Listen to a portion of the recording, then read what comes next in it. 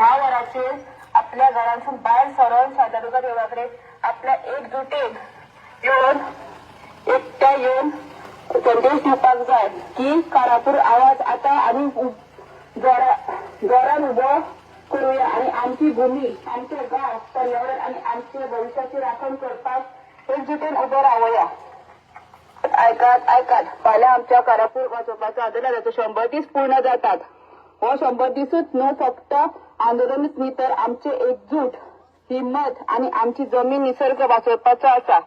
ह्या दिसा सगळ्या गावातल्या लोकांनी विनंती आसा की फाल्यां 10 वराच्या घरांसून भायर सरून शांतादुर्गा देवळाकडे एकजुटीन येवन संदेश दिवपाक जाय की कारापूरचो आवाज आता आनी उबो करूया आणि आमची भूमी, आमचो गाव, आमचो पर्यावरण आणि आमच्या भविष्याची राखण करपाक एकजुटीन उभे रावूया.